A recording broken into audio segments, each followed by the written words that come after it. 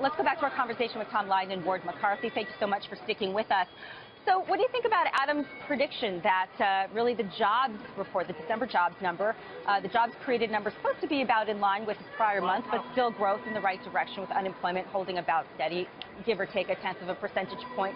Tom, what do you think? Is that the catalyst we need to get to the milestone? Well, I think you said wage growth is it. It's all about inflation. So we're starting to see some pickup. There was some news overseas about inflationary numbers picking up. We've seen oil have a pretty good run here, and also metals. These all together, along with housing prices, add up to enough evidence where the Fed has to continue to move. Fed continues to move. That does add some threat for rising interest rates for sure. And as we talked about earlier, that affects the fixed income market. And if that exacerbates, even though we've been talking about it for 3 years, we could see a windfall effect that could have a negative effect on the market. It was interesting to me, Ward, all of this discussion leading up to the minutes released today, and really for weeks since the outcome of the election, on what Donald Trump will do for the U.S. economy. And so far, the theme has been very bullish. His agenda has been very well received, as you know. Just look at the market, obviously. Do you think that we'll stay on this path, that it'll be, buy the rumor and buy the news? Well, based on the economy, the market should continue to go higher. 2016 ended on a very strong note. We do have to be a little bit cautious entering 2017 because Q1 has throughout this entire cycle been the weakest quarter of the year, and that's a seasonal adjustment issue that I don't think has been addressed yet. But I think on balance, we're looking at stronger growth. We are looking at inflation that will continue to accelerate.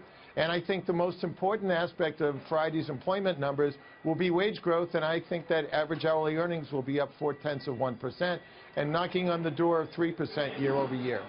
All right, and Tom, shifting back to you, obviously the winning sectors, financials, energy.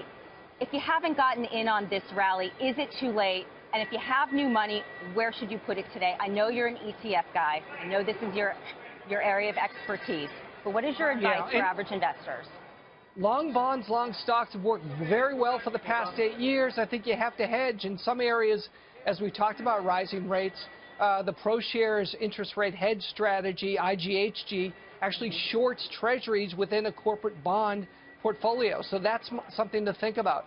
In addition, long dollar. So if you have foreign investments, you may be losing money if that foreign currency declines, even though the market goes up.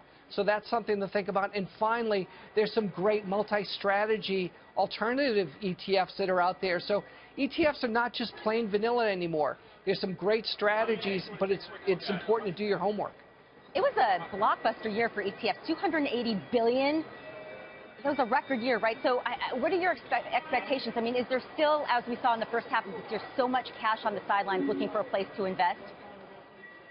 That's what's on. We still have, $2.5 trillion in ETFs, $14 trillion in mutual funds. There were 450 mutual funds that actually closed last year. So there's this major shift that's going on from mutual funds to ETFs. I think that will continue.